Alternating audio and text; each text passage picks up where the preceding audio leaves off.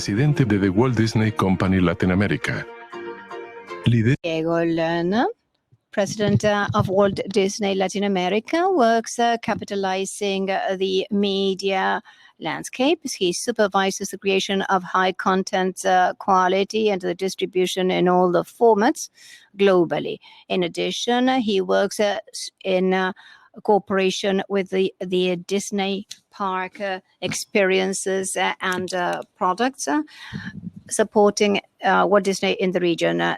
Since 2009 to 2017, he was the president of Walt Disney Company, except for Disneyland Resort Paris and ESPN. And before that, he had a similar position for 10 years in Latin America, expanding the existing operations and creating new business. Under his leadership, since the year 2000, he was in charge of launching all the Disney channels in Latin America. Lerner also played a key role in the creation of a new strategy for the development of local content, starting with Patagonica Film Group, 1997, the leading movie-making platform in Latin America. Before that, he was president of Walt Disney Studios Latin America, and he was responsible for the distribution of all the pictures by Walt Disney Pictures. And he joined Disney in 1990 as the executive director as its video divisions and paid TV for the region. He established new operations for auto distribution in Mexico, Brazil, Chile, Colombia, and Argentina. 2 years later, he added the theater business to his responsibilities. Under his oversight, Disney managed to have a leadership in the region in digital entertainment, among other things. So without further ado, I leave the floor to Diego Lerner. Good morning. Good morning, everyone. This is our second day of our virtual SCP event 2020. And today we have the huge pleasure of having the president of Disney Latin America, Diego Lerner. First of all, let me start by thanking you to join us this year. Diego, you are very generous with your time. We know that you are very busy, so we are very grateful. So, as an icebreaker, let me ask you something rather personal. What is the character or the Disney event that you remember as your first contact with the brand? I'm sure that you were asked several times, but well, thank you for the invitation. First of all, it's a pleasure for me to be here. And whenever I can speak about Disney, that's my passion. In addition to being my work, it's wonderful. I don't remember any specific events. There were many.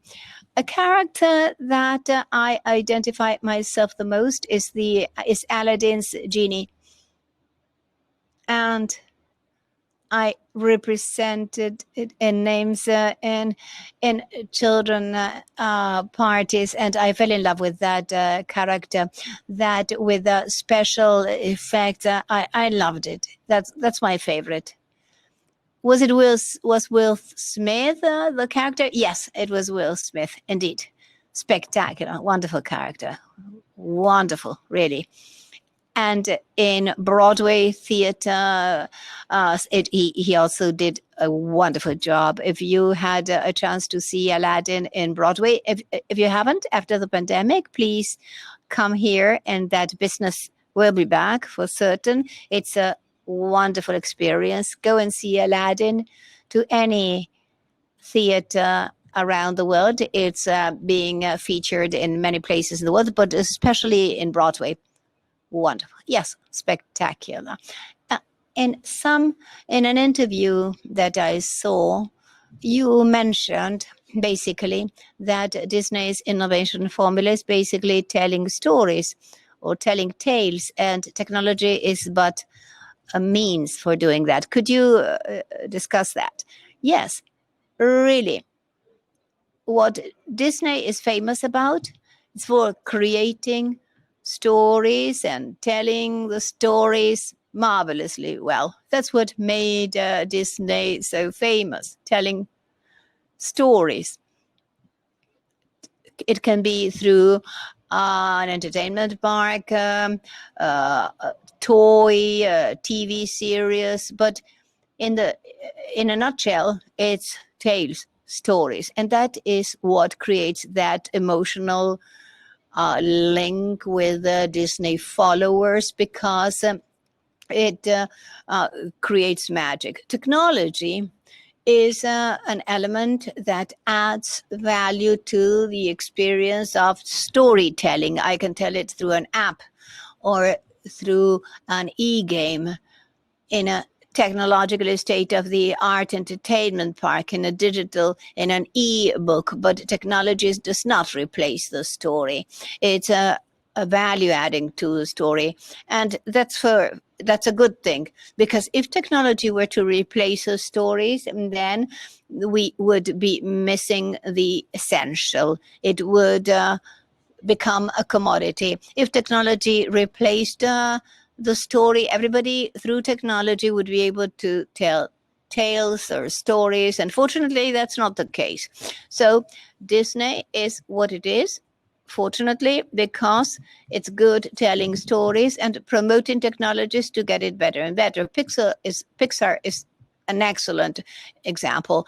Technology is essential in Pixar, but it does not replace a story. The marvelous thing about Pixar is its stories, using technology by means of technology, but the story is still the backbone of the experience. Yes, and in that regard, I think that all the companies that Disney gradually incorporated in its brand, and it incorporated the stories of those companies and continued to develop them with its own creativity and imprinting. Yes, indeed. All the acquisitions of by Disney is because they bought the stories, Star Wars, Pixar, the stories of Marvel. In the end, they are stories. Those were the most important drivers of the stories the company tells. That is what still drives the story structures. The Marvel stories, the possibility of adding value through such a noble brand as Marvel. But in the end, it's the story.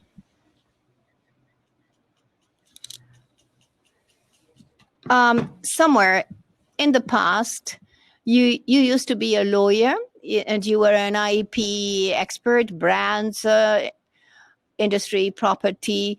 That was a job that you did at a firm, and afterwards you started working for business with Disney. I'm going to go back to that afterwards, but focused on that, what is your greatest concern in Latin America? What do you think is most important? Contents, forgery and piracy, the multiple competition led by technology? Where would you focus your concerns? Well, it has to do with the first question. It's not in my past life, it's in this life. It's my same life. The two lives are part of the same. As a lawyer, well, I practiced in a legal firm, my father's, in a company, in a major companies of movie making. And I worked with copyrights there. And to tell you the truth, do you remember the video cassettes, those big chunks? My role was to go to court to take the companies that were constantly victims of of pirates, and I kept losing my my cases, and I didn't understand why, because but one day a judge told me very frankly, in Guatemala I had lost the case, and because I was constantly losing, and he said the reason why you lose these cases is because even if you are right, you are not commercially present in the market. You should open offices and license a product and license alternative, legal alternatives. So I understood it. There was no damage. And if there was no damage, we wouldn't win any of those lawsuits. So I told the Disney people, I'm not good for this. You have to open offices. And they told me, well, why don't you do it? So there I quit working as an attorney and I opened the Disney offices in the region. And since then, we offered the product in a legal way. And there comes the second part of your question. The way you fight against piracy is by offering the content legally in a versatile manner and affordable, making it flow. I don't think that a global strategy of legal actions is of any good against piracy. I think that's not enough. I think it's a commercial strategy together with a legal strategy that enables you to offer the contents to consumers in an open way, simply, and in an affordable manner. Because if you don't do it that way, technology that's increasingly accessible and less costly will make it possible to access the contents without a fair retribution to the creator or the author. And the way you can go against that is by making the content flow openly. And that's the answer to your question. So the recent launching of Disney Plus in Argentina and in Latin America, but from my point of view, I care about Argentina, with an annual value that is quite affordable. That's part of the strategy. Yes, sure. The app makes it possible to people to download it from the web without having to register previously, paying a fee. In Argentina, it's 380 pesos a month or 3,500 annually. It's quite affordable, and you can see all Disney content with no limitations. Marvel, Pixar, National Geographic, Star Wars, all the scoops and all the new movies. And I'm very happy about that because this is the first time in 50 years that I see that there's a top level contents that can be affordable to even the lowest income families. Disney always developed in Latin America in the tip of the pyramid. That's not what happened in the US or Europe. In Argentina, in Latin America, 60% of the income is concentrated in 15% of the population. So all Disney's business is in the tip of the pyramid. For many years, I tried to reach the basis of the pyramid, but it's very difficult to reach it with quality, and there piracy plays a key role.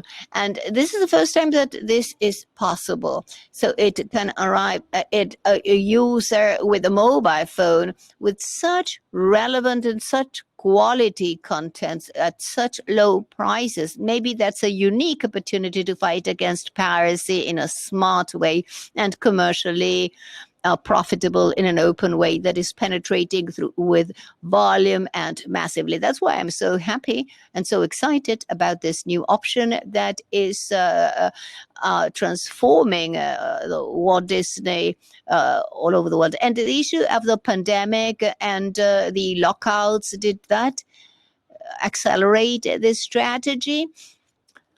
What happened with the entertainment companies during this crisis, during this change that was brought about by the pandemic? Well, the strategy of going directly to the consumer with an app to offer audiovisual product, that was exacerbated by the pandemic, but the strategy was already there. We had already worked at that. I already had my experience in Europe, so let's be clear about it. Walt Disney Company has paralyzed 60% of its business. There are no parks, there are no Disney stores, there are no live shows, no Disney on Ice, no Broadway. 60% of its business has been paralyzed. So what the company is doing is being present, offering its strongest offers in that 360-degree arc where the experiences. Well, maybe the most important thing about Disney is that all the stories are present in multiple platforms. At least the opportunity of offering it through an app or TV or cable TV through the Disney channels makes it possible to reach consumers with relevance. But we can't say that a pandemic is generating any incremental value to Disney, because I would really trade this situation with such a difficult and complex reality that the world is going through economically, social and economically, and from the health perspective.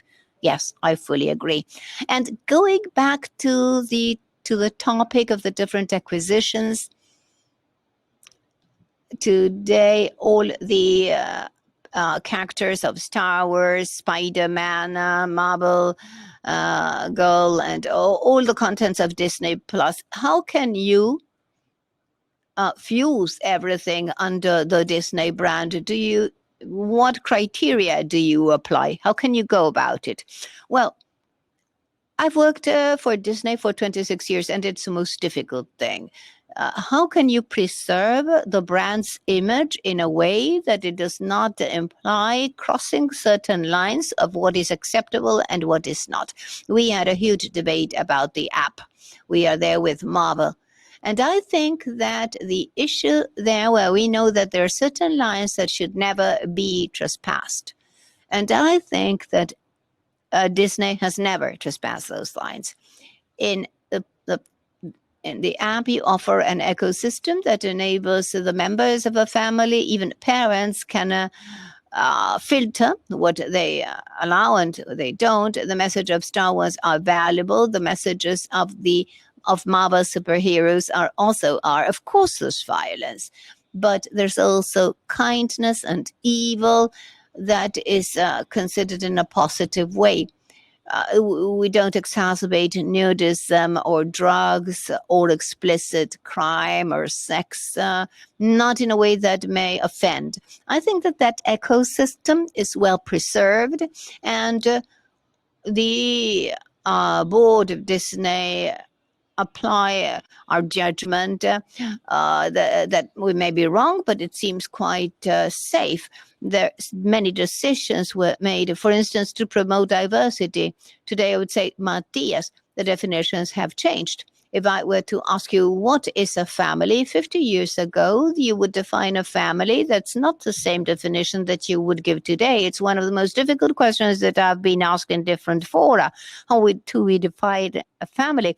And I think that Disney should update through the values, inclusion, the rights to opportunities, and respect for the decisions, how to lead our lives. So I think that in that respect, Disney is very consistent with the app, and the inclusion of National Geographic in that proposal adds a huge value from the ecological point of view and from what we're experiencing with the pandemic, for instance. So I don't think there are any risks, and not because of that is it so foreseeable, so predictable. Disney continues to be magic, and I think that the app increases that. Can you tell me anything about how Disney deals with creativity? How do you manage this important aspect for a company like Disney? Yeah, the creative person is very important. Basically, it's a rebel. The creative doesn't like control. And corporations such as Disney, of course, need to have control. They are public companies. They have shareholders, budgets. And creatives don't want to be controlled. So there's a very fine line that needs to be managed, where the motivation of this creative person has to be handled, and the limitations that they have in terms of how far they can go and how they can solve issues by consensus. Of course, there have been some problems eventually, But in general, Disney was able to generate this sense of motivation to the creatives that found in Disney a unique place to work. Remember that throughout the years, Disney hasn't lost its creativity. It's not AI, it's not bots, it's just people that have motivation and creativity, the ones that tell the stories. So I always tell my employees that companies don't have a life of its own. They're not living beings. People make things happen. And the motivation of those people is the one that leads our competence. So that's why we're always thinking of motivating these creative people in the right way so we can retain them. And Disney has shown wisdom in that respect. And besides the transformation of previous stories that had already been animating, the retelling of these stories with actors or a combination of both, that also has to do with creativity. Sure, that was a genius, actually, to tell animated stories in live action times was really genius. It keeps the story, but it adds technology. This is a very good example of what we talked about. It's the same story. We talked about Will Smith. We talked about Aladdin. We talked about the previous cartoon. So it's the same story that is transformed with technology. It has physical representation and has significant success because the story is still relevant. Next week on the app, we will premiere Mulan. Is the same story that was so successful in the cartoon before. We'll have a live action. We'll have Mulan today. You must see this movie. It's wonderful and it adds value to the story because with the technological resources, it makes an effect that provides reality to the story. So you will see another story around the original story. And we know that besides this fact, we know that its success is due to the fact that Disney's fans find this story told in a different way through technology. Yeah, actually, in my case, I have a 10-year-old daughter and 3 older boys, and Mulan is in their family list to watch together. We have the habit of watching a movie at least once a week, and that is interesting for everyone. That is not really easy to find to share something between parents and children. So we all want to watch Mulan. Don't tell me that you spent the weekend last weekend and you didn't see it yet. So I will continue with the interview in spite of this. And now we wanted to wait for a good moment to tell you this. Another question that comes to mind, it's about your activity before your practice as a lawyer. How do you think being a lawyer helped, especially a lawyer specialized in IP, to your role as a business person in a company like Disney? I was passionate about movies before. That's why I loved what I did. That is protecting copyright of those who told me stories that I was passionate about. That was at the end of my period as a lawyer. I became a lawyer because I admired my father and I loved the profession. I was also a professor of law. And I found in this profession the possibility of reaching a wide culture, but that it continued to generate ideas in my mind on how to manage things. So I decided to change that profession for what I'm doing right now. That's something that I've been doing for the last 26, 27 years. Uh, I should tell you that I never opened a book about movies or marketing. I did not study about what I'm doing now, and I don't belong to a family that was related to the industry in any way, or I was not a millionaire to produce my own movies. So that really shows that the company offers an opportunity regardless of your background. So it gave me an opportunity to do what I do now without me being a specialist. And that means that if Disney could do that with me, I could do it with my employees. That the last thing I see is the resume. I think that the resume is the last item before validation. Before that, there are a series of interactions with the people and their capacity to learn that closes somehow with a historical reference that is a CV. But it's not the main ingredient of decision making. It adds value to others. So if you find an engineer, you will find, of course, a specialist. But if you're looking for a manager, you're going to be looking for personal skills, because the technological skills will be learned.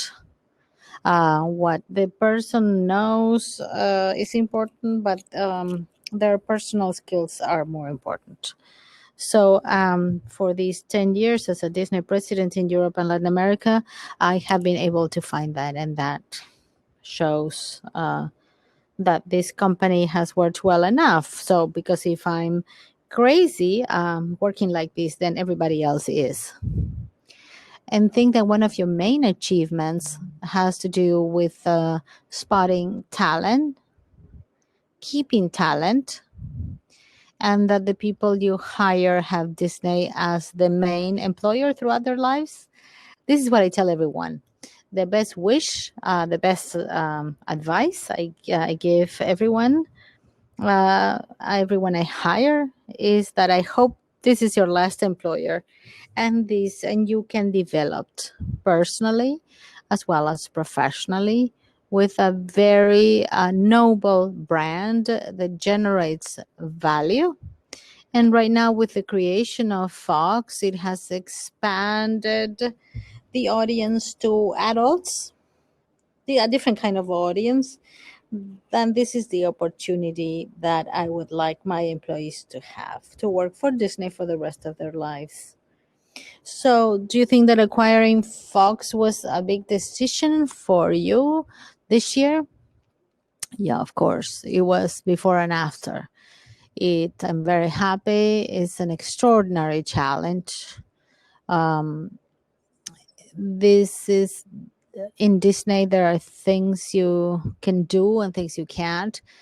Fox have experiences that not necessarily relate to Disney, and that's why they have a different name. So I thought that was an opportunity for me to be consistent with my convictions about Disney, and at the same time be relevant enough and reach millennials and generate value um, different from that Disney offers.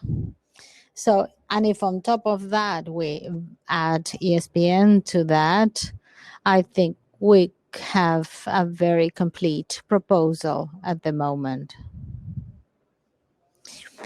Yeah, and you have two significant players there that will play together, Fox and ESPN. Yeah, that's what the merger is all about. Let me ask you one question. Do you participate in hiring in hiring advisors in that area. Our audience, they're all IP professionals. So what is your participation in this region? I did that, so I know what I expect. My father always told me that, and this is something that I say to my lawyers as well, is that I care about the fact that my advisors understand what are my interests, not my rights. I'm not interested in having advisors that tell me the law. I understand they know it. They should understand and protect my interests. So, most importantly, advisors should understand their clients, not the law.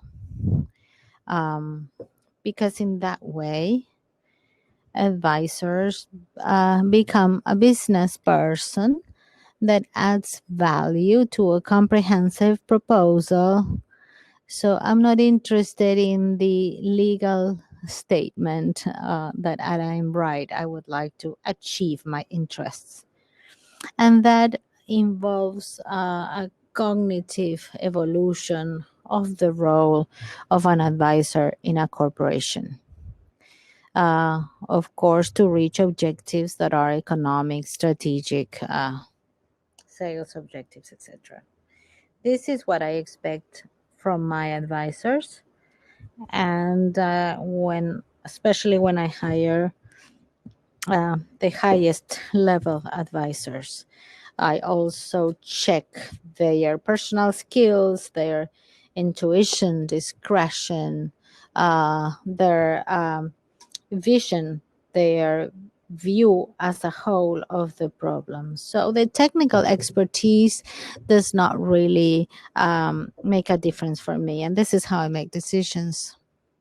Do you see added value in having in-house lawyers in the local affiliates that meet these criteria of knowing the company interests and having a legal framework as well? The in-house lawyers that I have add significant value to the corporation. In-house lawyers that distance themselves from the corporation values don't usually work. I have seen excellent external outsourced lawyers that I ended up hiring for the organization, and the other way around. In-house lawyers that could not adapt, and because they did not have the versatility of understanding the client's interests. How can I do what I want, not why I can't do what I would like to do? Okay, you can't do it this way, then they need to tell me how I can do what I need to do and can be done. Yeah, of course, this is key for companies such as Disney and to be a corporate advisor. But of course, you know that in every organization, in every large bureaucratic corporation, there are situations like this in corporations that would praise themselves of being dynamic. I think that this is the way to improve performance through the liberation of creativity, instinct. We talked about creatives before. They are opposite to bureaucrats. So I think that the concept of being a bureaucrat is still remains in the world. And I still find people that speak against bureaucrats, but they're bureaucrats themselves. So this is still happening. Your father's law was your father's law firm specialized in IP, or was it a general law firm and you found that edge? My father's law firm was specialized in industrial interests for the media industry. We were the lawyers of the Motion Pictures Association. That was the company that had the movie industry rights in the United States and Latin America. So we were in charge of taxation, labor laws, piracy, technology, movie production, content, all of the disciplines that had to do with the media. And one of those activities was piracy. That was a time of the video cassette. I was interested in that. Somebody had to develop that in the law firm, and I did that. Before we were talking about the profile of the lawyer, you are a good example of a lawyer that started to provide services for the company. And then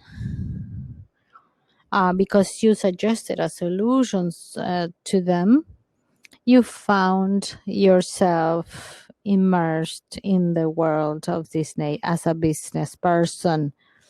Yeah, and it was a significant change. But of course, I don't regret it. I don't consider myself a business person. I consider myself an employee or a senior employee of a big company, of a multinational company. It is, I consider myself an entrepreneur. I have a creative instinct. And it is a good practice to moderate your instincts in a corporation, because you learn about discipline that we should have to validate our instincts beforehand, to follow through approval systems. So, up to the limit of the bureaucratic. But I do think we need to have criteria to respect the rules of the organization. And I learned that thanks to the Disney Corporation, that it enabled me to develop as a professional and to use that in a value proposition that I am proud of today. And what can you recommend? I'm sure that in the audience there are many young people that would like to know, because they are starting to carry out their practices in IP. And maybe they think they would like to follow the corporate pathway. What would you recommend to these young people from your experience?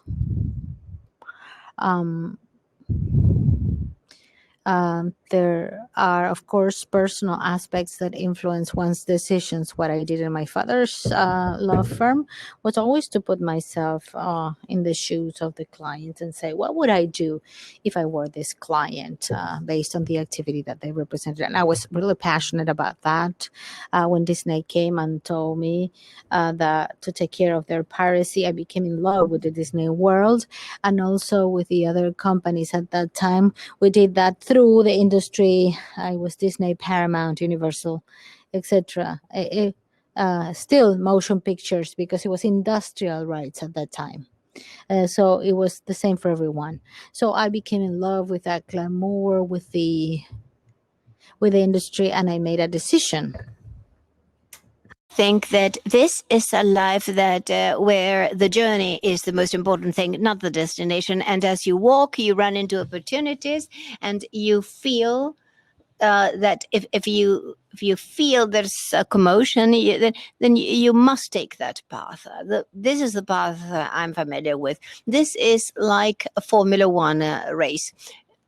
The winner is the one that passes the end line in, even if of a fraction of a second. But what motivates you is the 54 rounds that you have before that. And if we think like that, we're going to have a good destination. You will reach the end. But the important thing is to look at the journey that way. I see that many people are obsessed by imagining a destination, and they want to be certain, they want to be secure and safe, but they only think of the end of the destination. But I think that you must fall in love with the journey, look at it in slow motion, stop there and say, well, I like this, and I that's the decision I made, and I never regretted it. Well, finally wrapping up, you're very generous with your time, and once again, I thank you. Tell us, I was told that you consider, well, you just said that you consider that you are an employee, but I'm certain that you have other personal endeavors, maybe your passions or the things you like or the things that you wanted to do as a personal thing. Would you like to tell us a bit about your personal things, something that is you're passionate about? Yes, I love some things. And I'm happy not having to ask permission for it. So it all depends on my discipline. So I can use my creativity and my libido in other things. I love organic food, and I have a berry plantation in the Patagonia with organic an organic plantation, and I love it.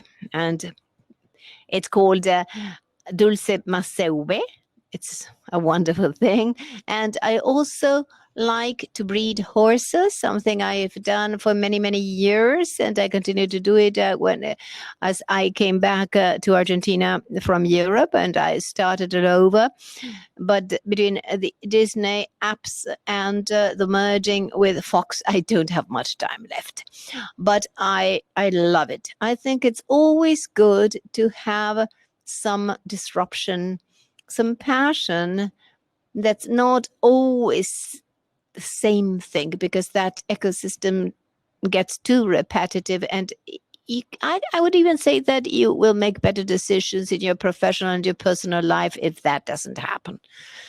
Very good. And you had a chance to be there with the horses during the pandemic. There, you didn't have to travel so much. There were no travels, no trips. That's another lesson learned. I think that we're going to have very virtuous lessons. I'm very optimistic about the future. I'm very optimistic because I think that we learned how to view the important things in life. And I think that that's a lesson learned. I think that it sort of creates a level playing field among the rich and the poor countries. We are all starting from scratch. We are all looking at the vaccine from as a before and after. There are things that we can incorporate in our lives, and regardless of the vaccine, things are here to stay. For instance, the way I'm going to say hello to people with the vaccine or without it, that's going to change radically. More than 50% of my employees are going to continue to work at home more than 50% of the time. We are forced to work in a way that turned out to be positive. Not everything can be done from home, but there are many things that you can do, and very well. There are employees that would rather work at home, others not. I think that there's going to be an interesting discussion. Creativity got exacerbated. People's sensitivity and the many stories that took place in these 11 months. What I like the most, the contents, because we read so many scripts and we worked from an unusual place. It's incredible how much content has been created, and I learned how to make some of these changes stay, regardless of vaccination. And then things related to the human being, things that are important for us. What does it mean to be a leader? I'm so proud that right now, in this region where there's so much violence, so much poverty, such a complex political and socioeconomic situation in so many countries in the region, I'm proud to be leading a company with our values and using those values, to make a better world. I'm proud of being here right now in Latin America, being the CEO of Disney. I love it. And I assume this role very happily so that I can do a better world like this. Wonderful. Thank you. Well, we've already talked for 45 minutes.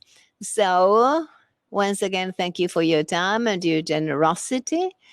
Not only did you tell us about your story first as an attorney, then leading a company like Disney, but I think that you also gave us some personal concepts that have more to do with the way you are and the way you face things and the way you work, and think it's going to be very useful for all our members. Thank you again for your time, your generosity, and hopefully sooner or later we'll be able to invite you to an in-person event so that you can address our people when a CP comes to Buenos Aires in a few years. And if you're here, we'll be very happy to invite you, maybe for dinner. So thank you. Well, thank you. I thank you, Matias, for this opportunity. I loved the questions. You reminded me of many, many things, especially my dad, who's no longer here. And you also reminded me of the importance of going to the core of the discussion, the technical, in addition to the technical things, to remember the most relevant things. And so I please look at What Mulan, and after that, send me your feedback. Well, I hope that you liked this talk with Diego Lerner. I think it was very interesting. He left very clear concepts. But now, in about at 11:30 Eastern Time, we invite you to choose one of the three excellent panels. There's one on the patent right in the COVID area, universal access and limitations based on considerations of public interest, many different views on the topic for Roberto Vargas of FISA, and the judge from Rio de Janeiro. We also have a panel on ethics for development, where we will continue to discuss a topic that is extremely important for our association. The panelist will be Marco Aleman of WIPO, Sergio Amenabar, and Cesar Alfaro from Costa Rica. And the third panel that you can choose will be Perplexity of Intellectual Property Law before the emergence of artificial intelligence. And how this is changing many basic concepts of our daily practice. We'll have two very prestigious Spanish speakers, Luz Sanchez Garcia and Aurelio Lopez Tarruela, Javier Fernandez Laschetti, and Professor Manuel de Santos. So this you can join any of these three panels in just a while.